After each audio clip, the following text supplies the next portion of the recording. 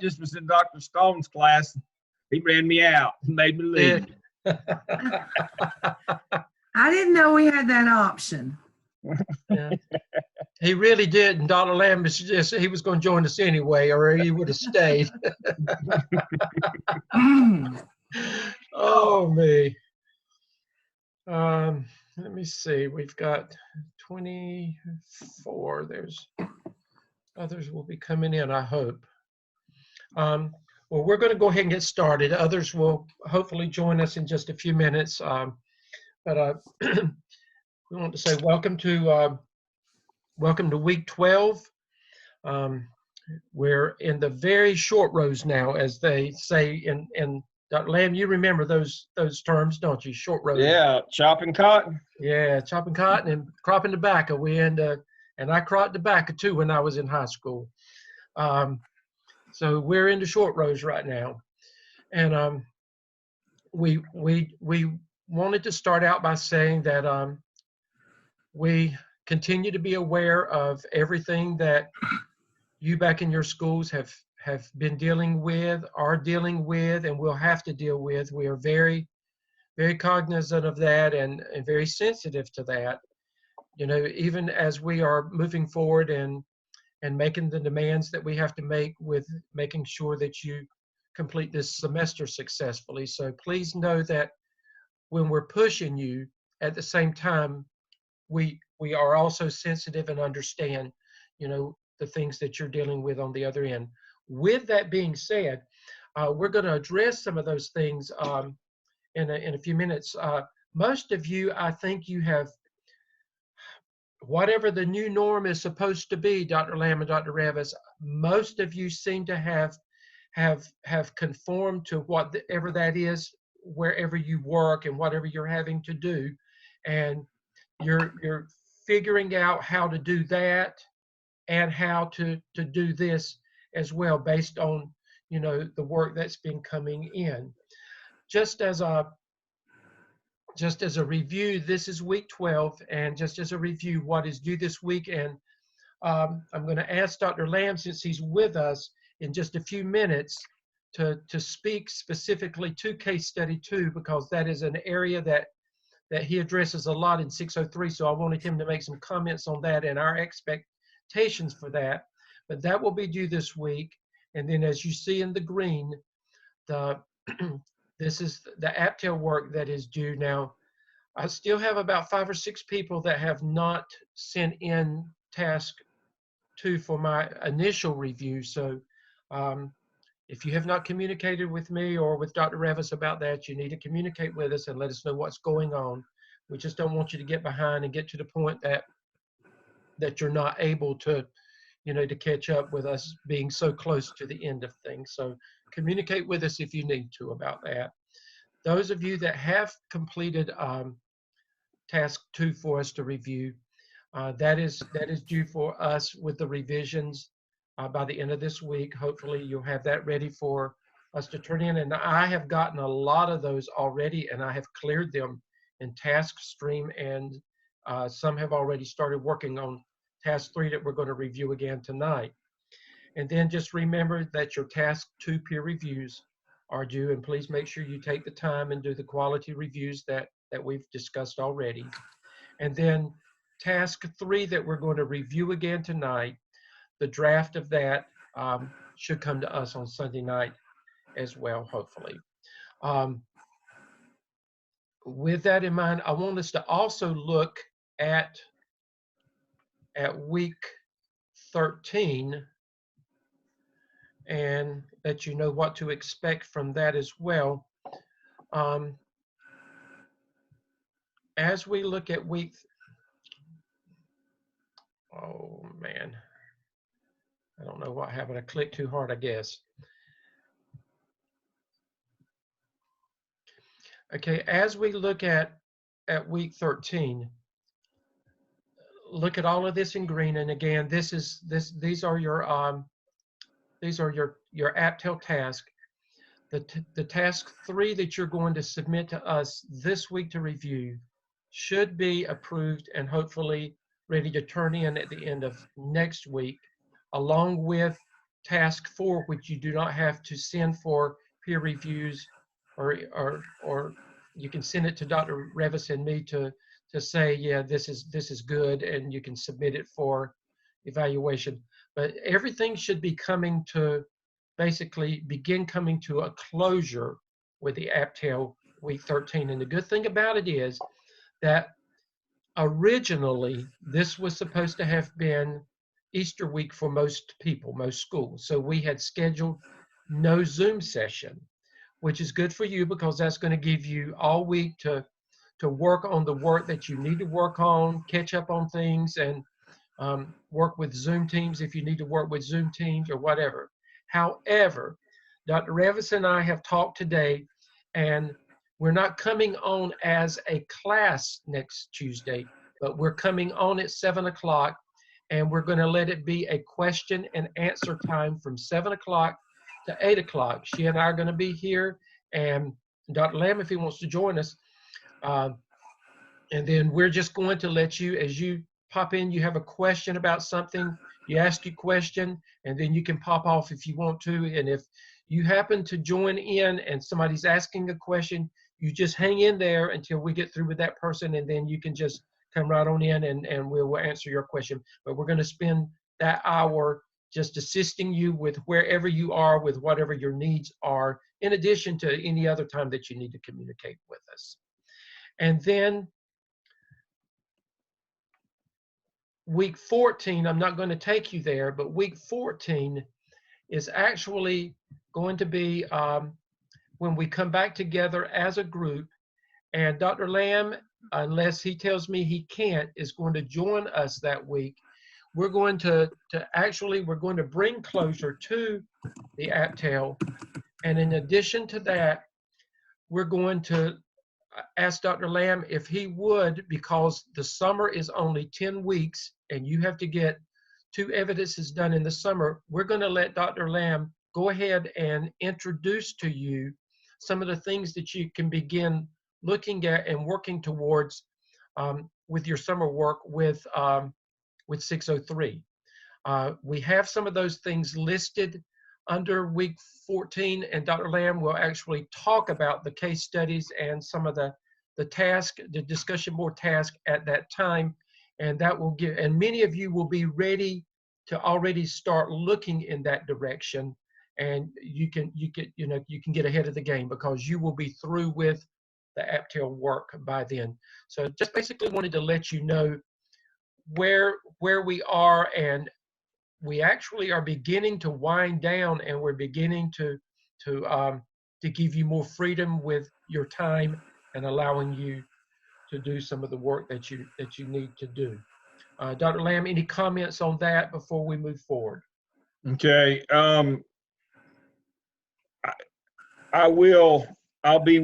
try to be with you Tuesdays and Thursdays as much as I can.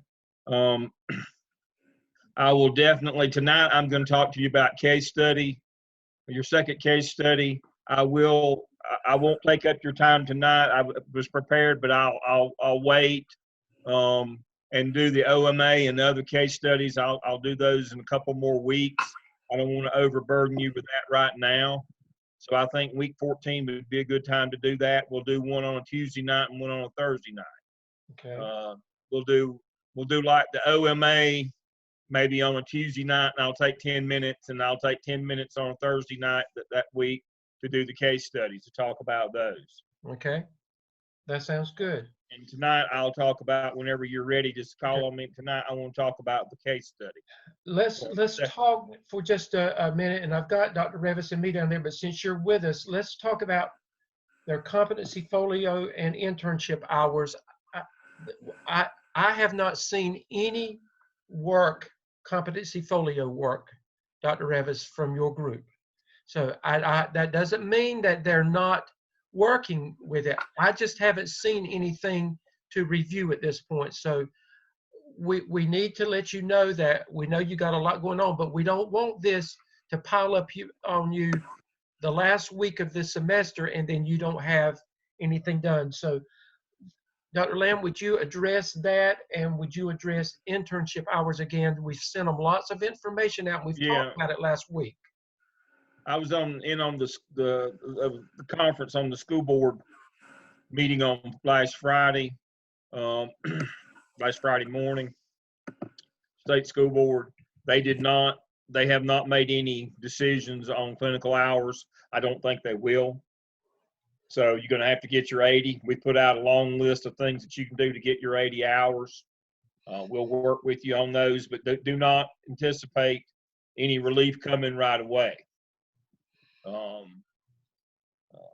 They did not get to that Friday. I thought that should have been one of the first things on their agenda, but they were too busy politically infighting to get to that. So Yeah.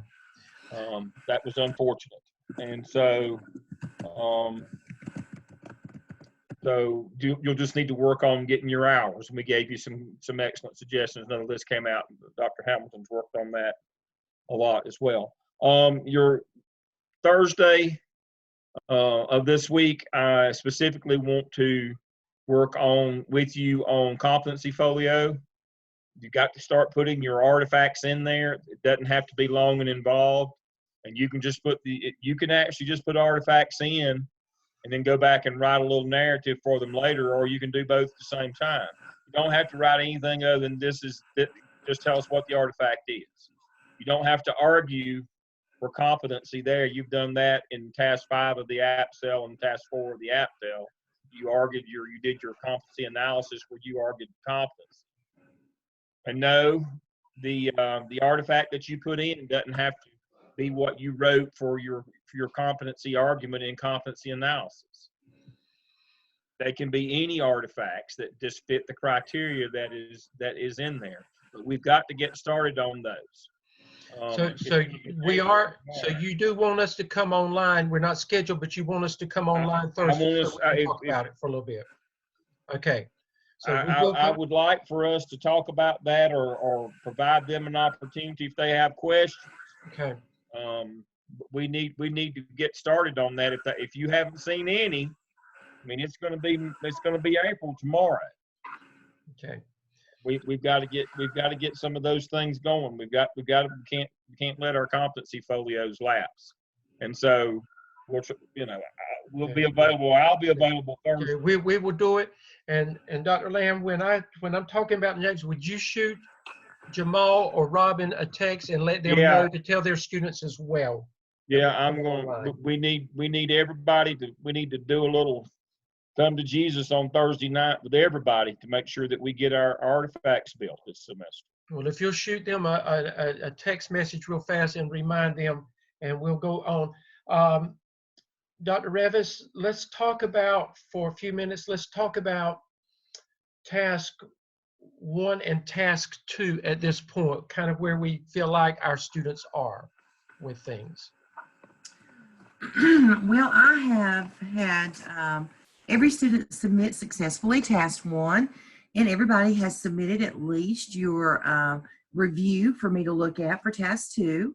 Task 2 appeared to be a little bit more difficult, I think, for some students, but I'm sure you're working right now to get those revisions done and ready. I have also enjoyed looking at your Zoom session on task 1, and just want to make sure you remember that these are scholarly discussions and that I would expect professional language during these sessions and for you to conduct yourself professionally.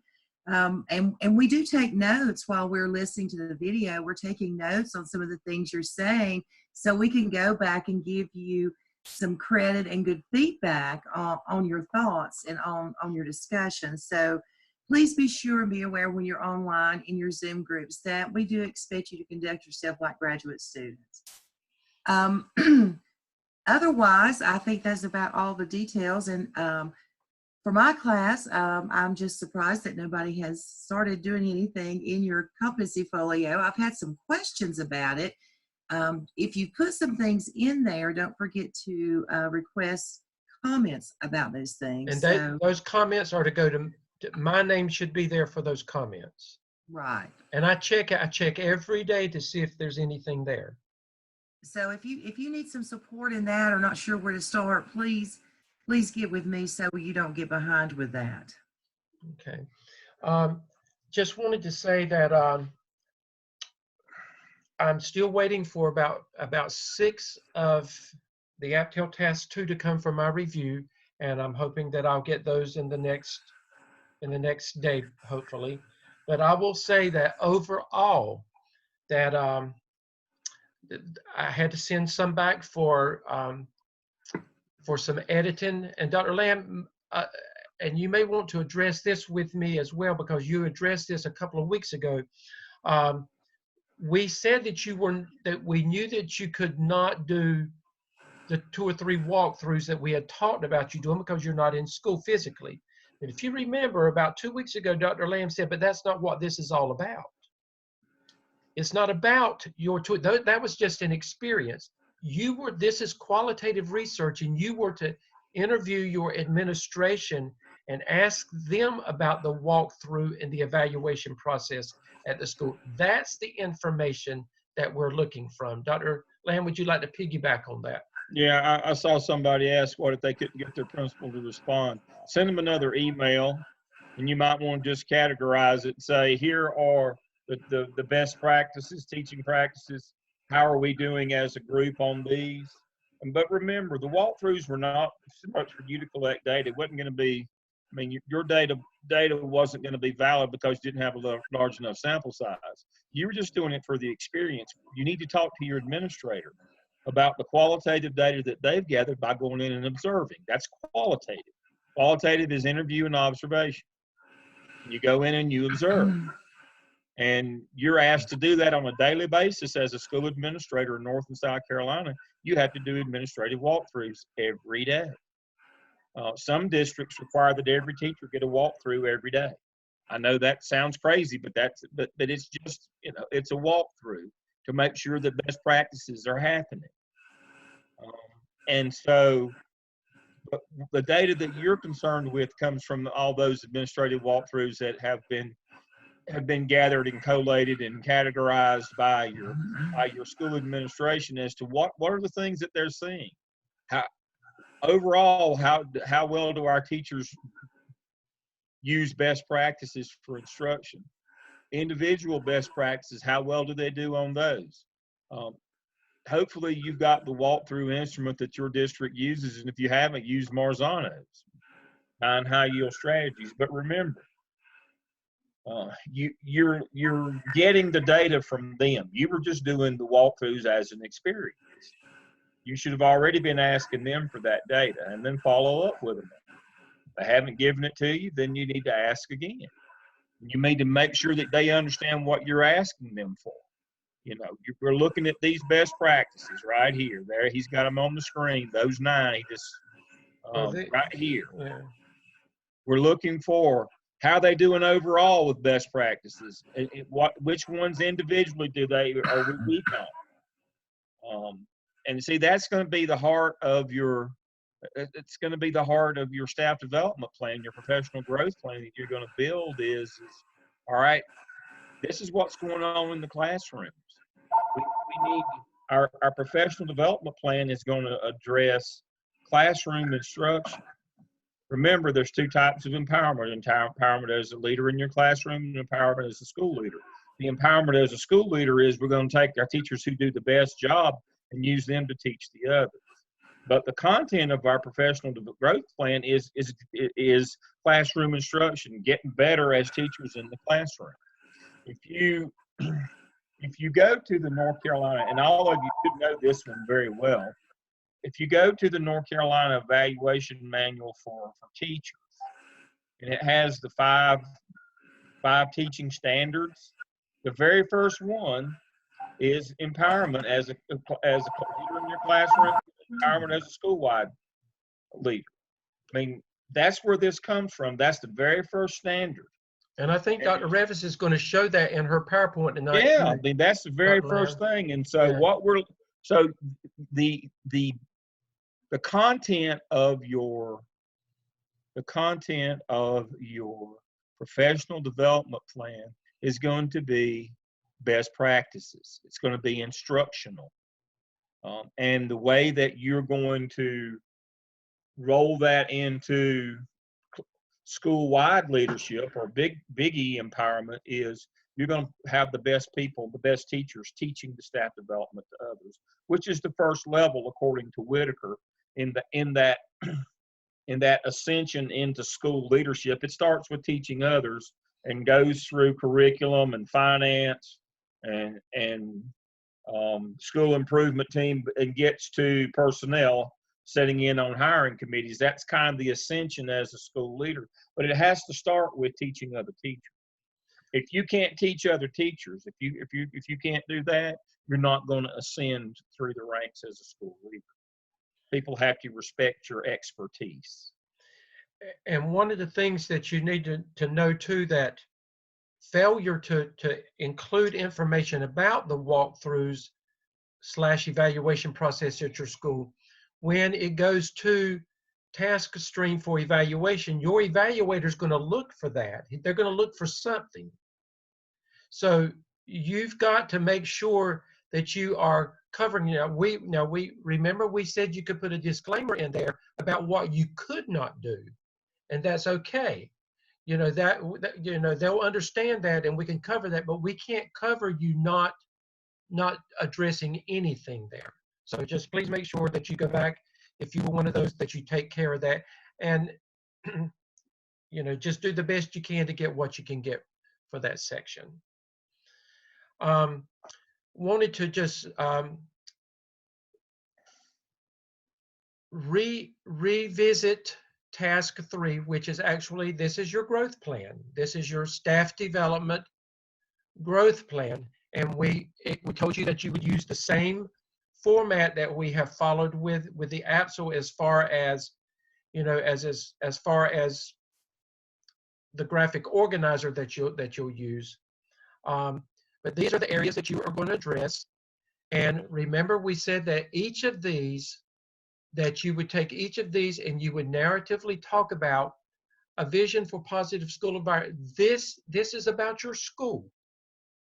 Based on what the research said in task 1 and what you actually found happening in task 2. Remember, Dr. Revis did a great job talking about the gap analysis that you were supposed to find. The research says this is what I found. So there's a gap in there.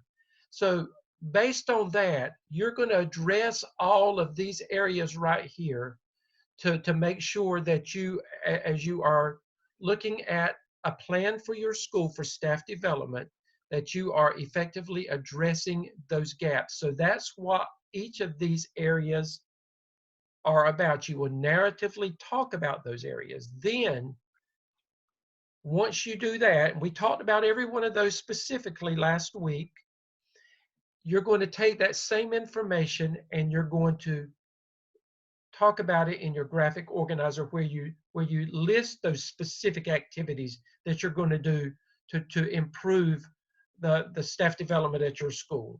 When are you going to do it? Who's going to do it? What are you going to need?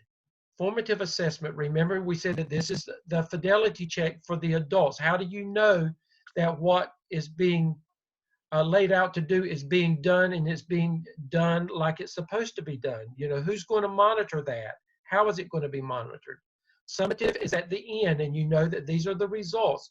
There can be summative for for what you're doing with the teachers, and then overall summative is that we said that we're looking at overall student achievement in your school. So everything that you do should tie back into that the end result is that our students are doing better, they're performing better. What are the goals? And then along the way, what are the indicators of success to show that you're making the mark, that you're where you're supposed to be? Dr. Revis, Dr. Lamb, anything there as we move on? I will say that I had, and I'm going to just send kudos out. Katie and Diane are with us tonight. Both of those have completed their task 3s. Dr. Lamb, they were as good as any dissertation doctoral work I have ever seen and read with their research. That's great. So, and it goes back to task 2 as well. So I know that the concept has been laid out, and I know that there is a thorough understanding because of some of the work that's coming in now. Those ladies probably will be through with task 3 and task 4 before this week is over with, based on Great. where they're going. And just a reminder of task 4, and there are others that are doing well too. Those 2 really stood out to me this week though. Right. Task 4, remember that these are your competencies, and remember you address 12 in the APSL. The other 9 that you have not addressed must be addressed in task 4 of the APTEL. And I'm not going to go over that again. You know what to do. If you have any questions, you can specifically talk with Dr. Revison and me about that. We do want to move on at this time, and Dr. Lamb, if you would talk with them about our expectations for case study 2. And I will tell you before, Dr. Lamb, we don't want this to be just a round robin thing where you read exactly what you've responded. There should be dialogue. And Dr. Lamb, if you would address what we really want to see when we look at these videos this time. Okay. We're talking about our case study videos and our peer review videos. Well, the peer review videos are over with now. Yeah, but let me I watched one that Dr. Hamilton sent me this week. I think it was yesterday. I watched one that she sent me, and her concern was the same as mine, that when you get together, it should be a professional discussion about the work, not other things in terms of likes and dislikes, complaints. There's a place for that, but not on your videos. And so when we talk about a professional discussion, we have to have, it's just like running a PLC. It's exactly the same. You have an agenda. You have norms. You have responsibilities. You have roles. Everybody has to agree. You should set up your Zoom group and run them just like you ran your PLC in the APSL. Exactly like that. We don't want off-task behaviors. We don't want people laying around in their pajamas and got TV on or got, other things going on in the house. I want them shorter and more focused, just like PLC meetings. I want them shorter and more focused. The one that Dr. Hamilton shared with me was about 30 minutes long, and they had about 7 minutes of actual work in it. The other 23 minutes was of little or no value. You've got to find ways to be more efficient in your work. I'm saying that in general. As you move in, especially into the video world, and when you go digital, you've got to be shorter and more to the point. And so the point of what we're expecting in these videos is that you have an agenda. Somebody kind of keeps minutes of what happened. That we work through everybody. We have roles. We have norms. And that professional discussion is about the content of the case, not I like this, don't like that, about this course, that course, this instructor. None of that. Focus, professional, a professional meeting, focused. It shouldn't take you that long if you get in, get out, and you've got an agenda. As I said, the one that Dr. Hamilton shared with me, by about the 13-minute mark, it was just it was unbearably bad. They could have done it in 5 to 7 minutes. And we're not looking for quantity, we're looking for quality. Quality, we're looking for quality. And so if I shared my screen. I hope you all can see that I have Yes. case study 2 here. Yes. Read through this. The principal is trying to involve teachers in a school-based evaluation system. She has gotten permission from the principal to do that. And basically this would not take the, let me do the disclaimer on the legal end, since that's my job. We're not saying that this principal is saying that she can do away with the formal observation system. What she's talking about is kind of peer reviews and walkthroughs, that she wants to add a new layer of that into the evaluation system. Now, you all know that no principal can waive the number of observations that you have to have in terms of your licensure. That's a State Department of Public Instruction requirement. So we always have too much debate on that at the beginning of these. Well, how can they do this? Or I didn't know you can't do that. That's not what we're talking about. We're not talking about scrapping the formal evaluation system that says if you're in this year, if you're an ILT1, how many observations you have. That's not what we're talking about here.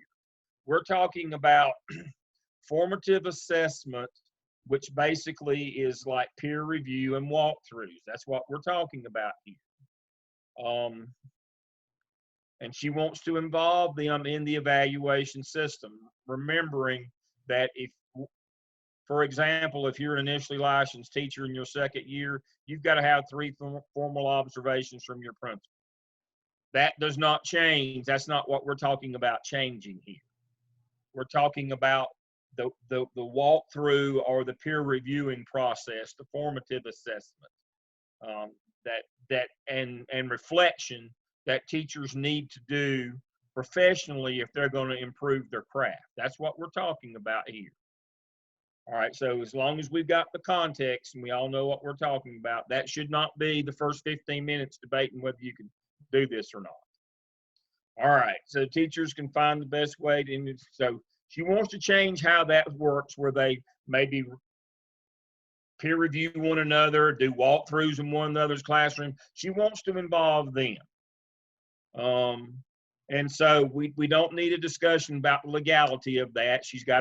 The superintendent has approved that she can, that since this is formative assessment and it's walkthrough data anyway, that it's not quantitative in terms of the evaluation instrument, that yes, it could be modified to do this. So that saves you 15 minutes. So let's get to what the real issue here is she's got a group that's recalcitrant. That means that they're being stubborn and won't do it.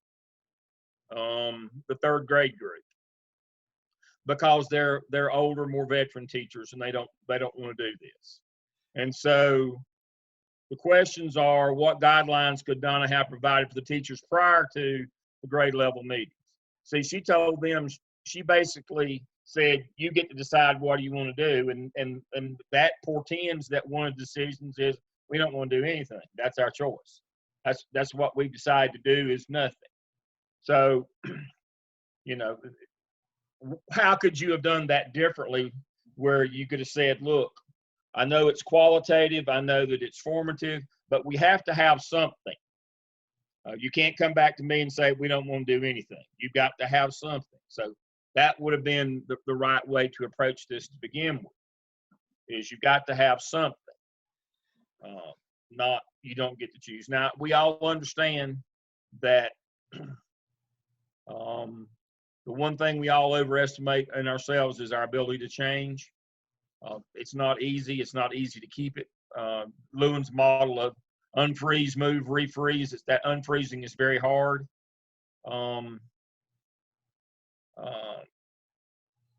And so that's kind of where that goes. And then I'll leave it to you to answer, how could the teacher's final plans be effective for the instructional process? How would the principal be able to evaluate whether a new observation format was working successfully for the students?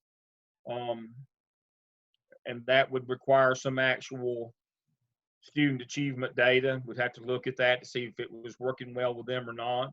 The plan was to do it kind of at the end of the year to see if it was, and get some data on it, and then maybe go with a formal process for the full year going forward. And so, but I think maybe even the teachers' feedback would be helpful as to what they thought was happening, or looking at student outcome data. But the issue here is, how would you go about setting up fidelity checks is basically what this is, formative assessment. How would you go about setting that up if you didn't just do standard walkthroughs? What would you do different? How could you do? Why do we do formative assessment? Why do we do fidelity checks? Those are the kinds of discussions that we need to have around this. And Dr. Lamb, the language that you have used, that's the kind of language that we need to hear, when you're talking. The fidelity checks, and you've completed the APSL already. The language that you learned from the APSL, you've been well into the research with the APTEL. According to research Yes. we should begin hearing that kind of language, and you should be fluent with it, at this point. That's what we're looking for. Mm-hmm. I mean, if you do a little quick research on the change process.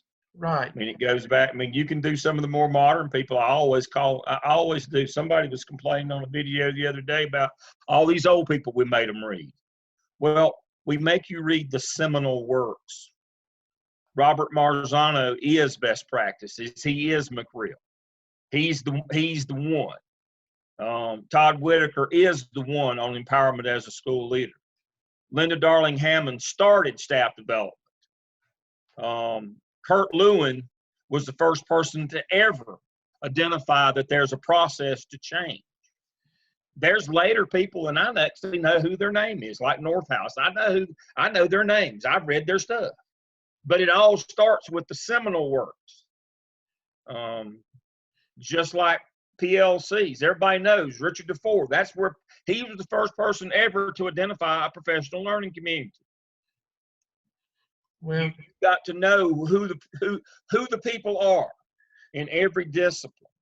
And then, Dr. Lamb, I read devotional books all the time, but I know that Moses wrote the first 5 books of the Old Testament, and I refer back to that sometime. it's exactly right. Yeah. I mean, in my doctoral weekends, when we have our leadership weekend, the middle weekend, we do Maxwell's 21 Laws of Leadership. And We do that's that not as a going to go practice. away. He wrote that a long time ago, but It it's still the don't go same. away, folks. I mean, it's in its 8th or 9th edition. It doesn't go away. He's still the first person who identified laws of leadership that he ties back to Christianity, because he's a pastor. We're trying to teach our doctorals to be servant leaders. That he is the person then. That's who you go to. Right. I'm big on sitting in the seats, having the experiences, providing value, being a servant leader. I mean, I go back to, I listen, Jeff sent me one this week. I listen to T.D. Jakes sermons all the time. I mean, he's the first person I ever heard talk about any of those things. There's other people that talk about them now. All the charismatics talk about them now. Exactly. But he's the first person I ever heard talk about those things. And he is, if you read any of his books, he's the seminal person in that. It's amazing to me that we don't seem to understand that when you do a literature review, the first thing you start with is who or what is the seminal work in that discipline. And then you grow through more modern iterations of that. But you've got to go back to the seminal work. That's why we still have the Old Testament. And Dr. Lamb, I will say, from an administrative point, as many of you are young and moving into administration, please always recognize the wisdom that is around you. You can learn a lot from the wisdom that is around you. Don't discredit that. So we should be getting some good case study reviews, Dr. Revis. We're in at the end of the week. I got an amen from Kim. And at Can this we point, also talk, may I ask a question? May we also talk a little bit about the summary and the reflection, the one-page summary? go ahead, Dr. Ravis. Well, I don't know if we can pull that up. I'll stop my share. I was looking at it. It says you are to write a one-page, 2 parts, reflective summary of both the case study and the case study session. Dr. Zoom- Ram, do you see that? Do you see that? I stopped my share. Okay. Okay. So the only thing that I want to make when you are writing a reflective summary, to include an overview of the relevant points of the case. We don't want you to rehash the case. We know the case. What we want you to do here is to provide a summary of the relevant points that you brought up in your discussion. Mm-hmm. And relate that to your research, the things that you've learned this semester from the books that the textbooks that you've had, your readings, from the APSL development, from what you've developed from the APTEL to this point. You know, incorporate those learnings in the narrative work that you do. I think that's what you're talking about, Dr. Ravis. Exactly. Okay, and at this time, we're going to move into Dr. Ravis, your presentation on teacher standards as it relates to the APTEL as well. Are you going to pull it up, or do you need can me you to pull just it pull up? it up from? Can you pull it up from? Actually, what we're going to do is use a PowerPoint presentation that Dr. Stone developed last semester, and it's outstanding. It takes the APTEL and it relays the professional teacher standards to the APTEL. So it's an excellent PowerPoint, and we just want to go through it real quickly. The first of all, it talks about the professional teaching standards as it relates to the APTEL. Of course, you've done in task 1 your literature review of the 5 topics. In task 2 that you're finishing up this week and fine-tuning your checklist and data collection of those 5 topics. And then you'll do your growth plan and that addressing those 9 areas critical to the standards. And then in task 4, excuse me, of course, your self-assessment of the competencies. So we want to look, and I know that in North Carolina, you're very familiar with your North Carolina teacher standards, but on the next slide, let's look very quickly with the North Carolina teacher standards and the rubric. As you know, in North Carolina, and we've got a South Carolina one here too, the rubric is a 4-point rating scale. And of course, this is your performance rating scale on your different standards and on your different standards. And within those standards, on the next slide,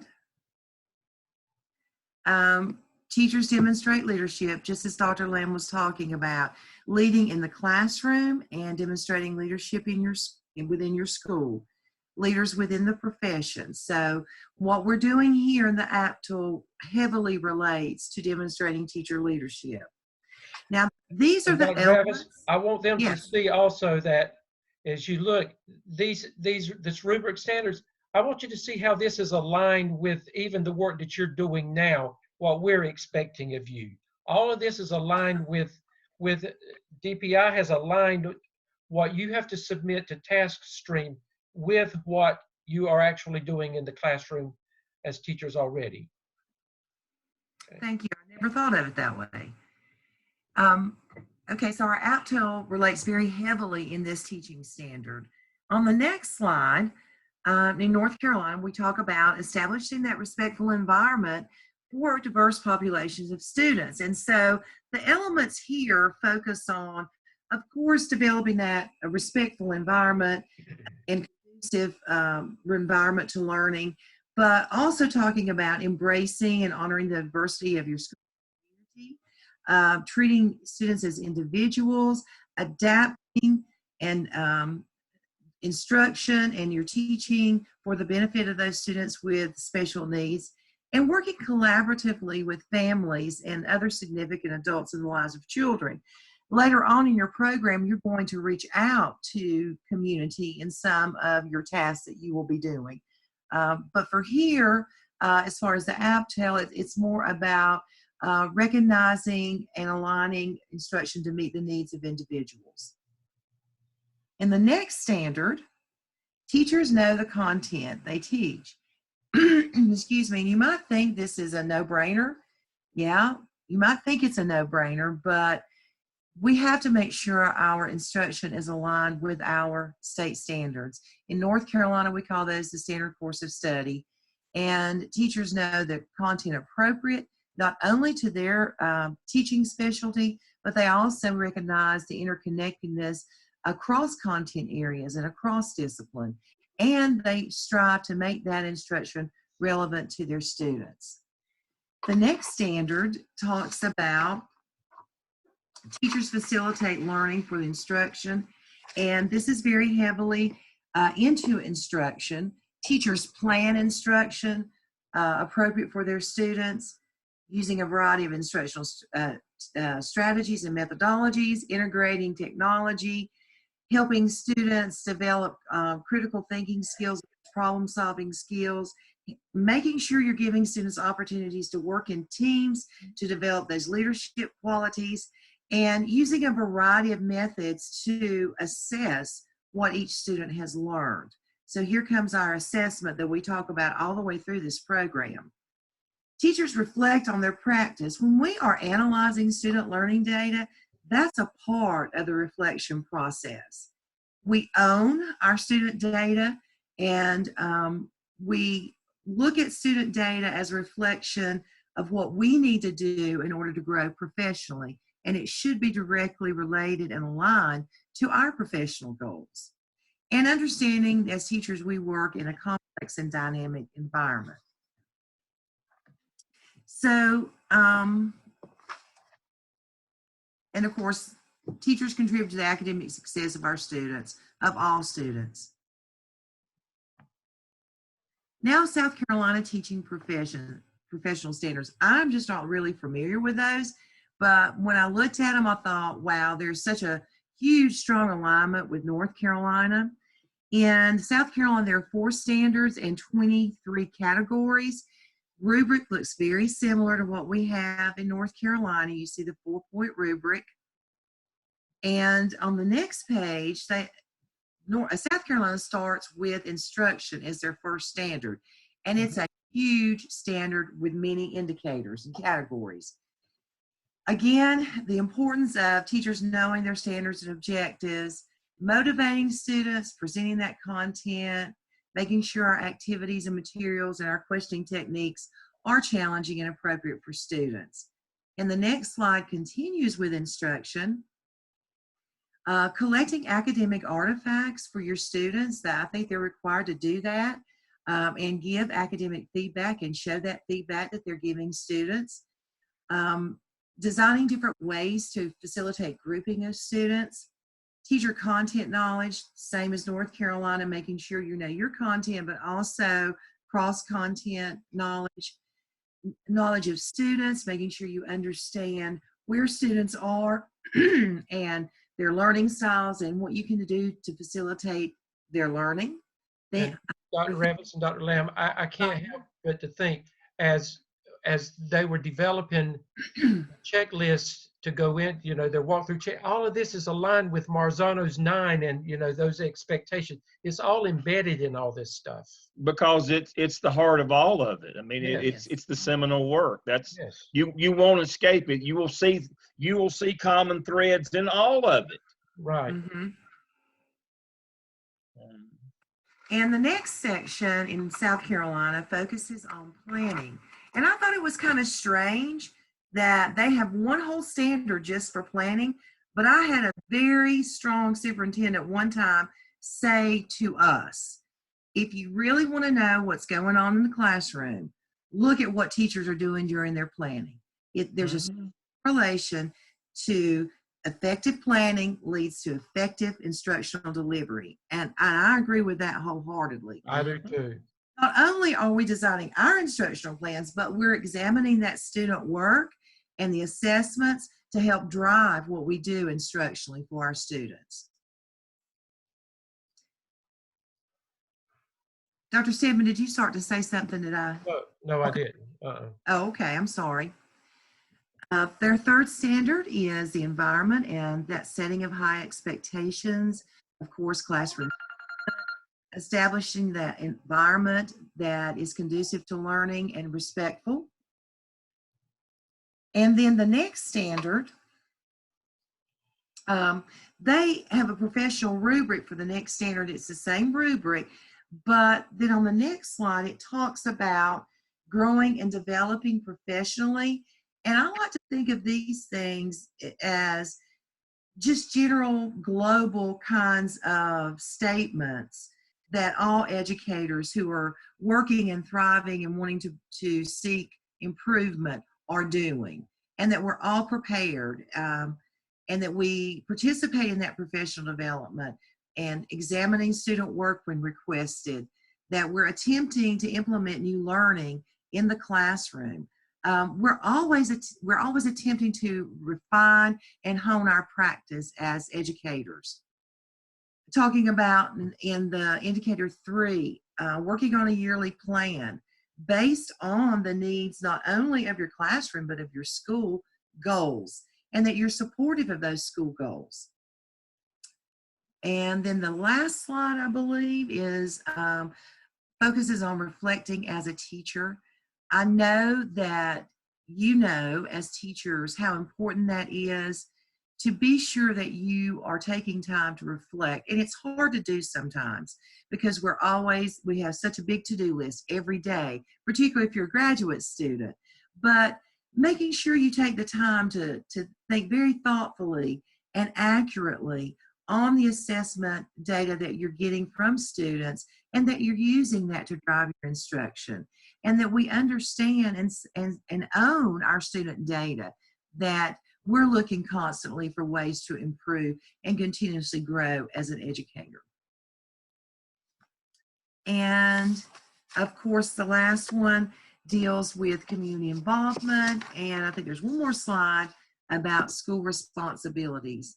And that, the last slide, excuse me, talks about that we need to reach out there and accept leadership responsibilities in our school, and that we assist our peers in contributing to that safe and orderly environment.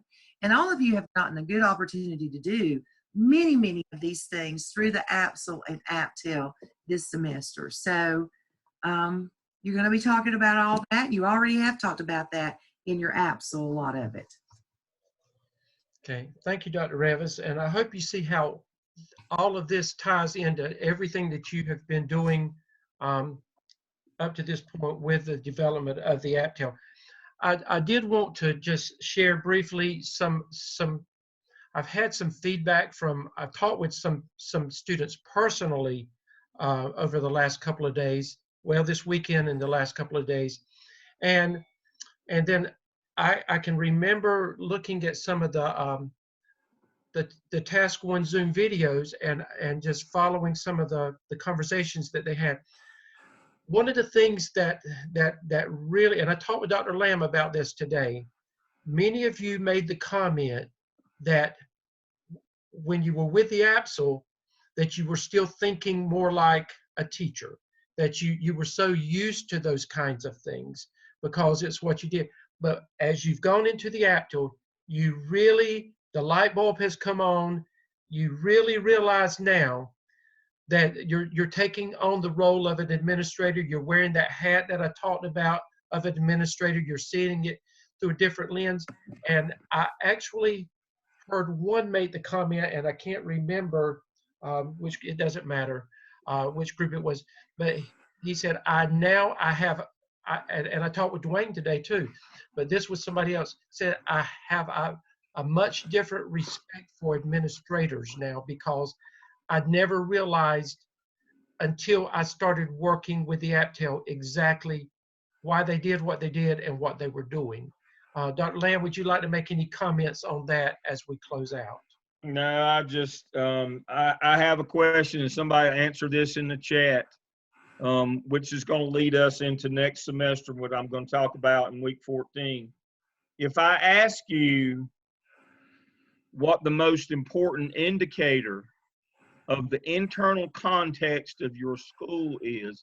If I said, I want to know about the internal context of your school, what would be the one thing that you would show me or tell me about the internal context of your school? What would that first thing, there'd be several, but what would be the first thing that you would show me about your school if I said internal context of your school? Anybody want to try quickly here in chat right quick? We've got Somebody can unmute themselves and actually can talk. Internal context. Internal If we're context. trying to tell somebody about your school and they said, tell me about the internal context, what would be the first thing that you would tell them about your school? Internal context. Nobody? William, I would say Somebody, history, pride, and progress. Well, I'm talking about something measurable, internal context. Tell me something, you're telling me about your school. I'm not talking about the school profile. That's, we always start with our school profile, Katie. That's exactly right. But the first, in task 1, if I said, tell me about the internal context of your school. Kim got it. Thank you, Kim. Student performance, student growth. That's what that's the administrative mindset. Unfortunately, yeah, but you can tell you're making that shift from the teacher mindset, which is about inputs, to administrative mindset, which is about outcomes. Outcomes. About outcomes. And that people say, well, what's the difference in the two mindsets? Y'all just making stuff. No. Teachers are focused on input, what they're doing. Administrators have to be focused on performance, what we got out of it. And so when you say to a teacher, what's the internal context of your school, they have a lot of things, but administrators will tell you right away, student performance. Just like that, they'll tell you. It becomes second nature. It becomes so ingrained when you move from one side of the desk to the other, when you change your lens. When somebody says, intern, tell me about your school, boom, performance. That's just one of those signs that you're moving. And that's what the APTEL is all about. It's about performance. How do we measure it? How do we improve it? How do we make a plan for our school, a professional growth plan that doesn't just seek to entertain teachers through professional development, but actually move what's important, which is student achievement. The APTEL is about, in the end, it's about student achievement. Okay. It's about changing our lens from that of what inputs to what outcomes. That's what the APTEL is about. It. Tina, can I put you on the spot? Unmute yourself, Tina. Yes, you there? sir. Are you there? Yes, sir. Okay, Yes. Actually, it was your group that I was looking at the video, and y'all did a lot of great discussion about about the light bulb really coming on. Would you make a comment in closing about some of the things that your group talked about as learning from the experience so far with the APTEL?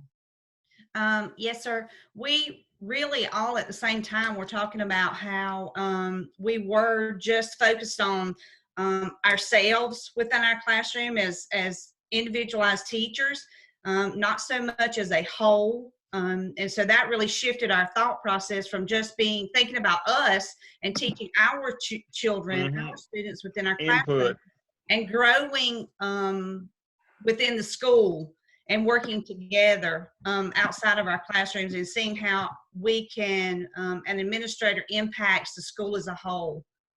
Mm-hmm. That's right. But anyway. Dr. Stedman, I have one person I'd like to also put. Go ahead, Dr. Revis. Christina Lynch, I think you're here, shared with us about, she actually was available to do some walkthroughs. Is that right, Christina, before the big shutdown? And I almost just stood up in my chair and shouted when I heard her talk about what that meant to her when she reflected on those walkthroughs. Christina, do you mind unmuting yourself and sharing? Yes, ma'am. One thing that I shared with my group, if I can remember correctly, is that I had a total shift in my thinking as far as the walkthroughs are concerned. Because normally when I look at what I'm doing in my room, I'm thinking as myself, as individual, what works for my room. But with my walkthroughs, my principal explained to me how the individual affects the whole staff. And so he talked about why we saw certain things with concerning different things as far as our content, discipline, and it just really opened my eyes to what really takes place in our building. Right. Thank you. Thank you, Christina. Thank you for sharing that, Christina. And I'm sure all of you you're at a point where you could share some things, and maybe next week we can we'll in fact let's do this, Dr. Revis. From now until the end, if you've got something towards the end, we'll let 2 or 3 of you do some shout outs with some of the things that you've learned. We really appreciate this, and it makes us know that we're driving and pushing you in the right direction because of these. Wanted you to know that we do pay attention to those videos. We do pay attention to what you're doing. So, but I think our time's up, Dr. Lamb. We have had this has been a good night. I think we've accomplished it. It's always been good. It's been a good night, and I just want to thank all of you for the hard work. Yeah, thank you for what you do. Give us some things, get them to us so that we can keep you on target with things. And I look forward to. We'll see you on Thursday night. Dr. Lamb said he's going to join with us for a little while. Yeah, I want to come back and talk about competency folio on Thursday night, and we can talk about. You can share some of the experiences that you're having now that we're in lockdown mode. Those are good things to share among all of us as well. We'll have some time to share some of those. I have plenty of time. I could go on for a long time. All right. I'm tired of yard work. Good Thank night, you. everybody. All right. Good night.